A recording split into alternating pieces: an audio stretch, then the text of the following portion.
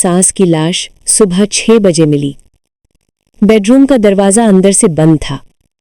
Bed पर शारदा देवी शांत लेटी हुई थी, जैसे सो रही हो, पर सांस नहीं चल रही थी। घर में चीख मच गई। पुलिस आई, नेबर्स जमा हो गए और बिना पोस्टमार्टम के ही एक नाम हवा में घूमने लगा, बहू। मीडिया ट्रायल शुरू। टीवी न्यूज वैन्स घर के बाहर खड़ी थी। ब्रेकिंग न्यूज, प्रॉपर्टी के लिए सास की हत्या, बहू पर शक। बहू का नाम था अंकिता। शादी को सिर्फ 2 साल हुए थे। सॉफ्ट स्पोकन, ज्यादा बोलती नहीं। सास के तानों का जवाब भी चुप रहकर देती थी। इसी चुप को लोग उसकी चालाकी समझ रहे थे, सबूत जो सिर्फ बहू के खिलाफ थे। पुलिस के पास रीजंस थे। सास बहू में रोज टेंशन, प्रॉपर्टी पेपर्स पर recent arguments. Last scene, Ankita ही सास के साथ थी। पॉइजन से डेथ। और किचन अंकिता का डोमेन। पति बस इतना बोला, मां स्ट्रिक्ट थी पर मेरी बीवी उन्हें पसंद नहीं करती थी। बस इतना बोलना काफी था। अंकिता की खामोशी। पुलिस स्टेशन में अंकिता बिल्कुल शांत थी। न रोने की एक्टिंग, न चीखने का ड्रामा। इंस्पेक्टर ने पूछा, सच बताओ, गुस्सा आया था ना? अंकिता ने धीरे से कहा, गुस्सा आता था, पर मार देने जितना नहीं। ये लाइन किसी ने टीवी पर नहीं चलाई, जो किसी ने नोटिस नहीं किया। पोस्टमार्टम रिपोर्ट आई। पॉइजन स्लो एक्टिंग था। टाइम ऑफ डेथ रात 9 से 10 के बीच। पर उस टाइम अंकिता किचन में नहीं थी। वो अपनी मां से कॉल पर बात कर रही थी। कॉल रिकॉर्ड्स प्रूफ थे।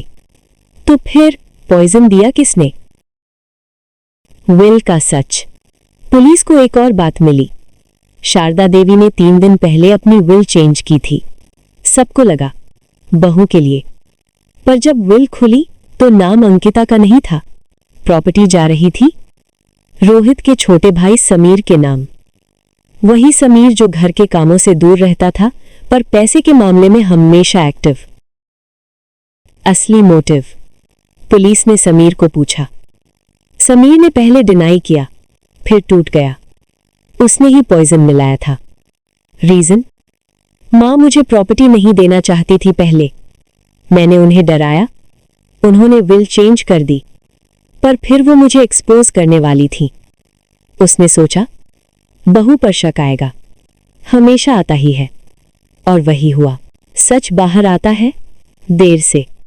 समीर अरेस्ट हो जाता है। मीडिया क्वाइटली हेडलाइन बदल देता है। पर अंकिता? उसकी तस्वीर लोगों के दिमाग से नहीं मिटती। लोग कहते, हां, पर लगती तो वही गिल्टी थी।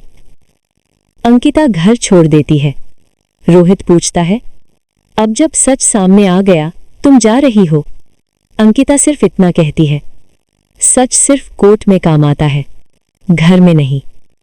सीख?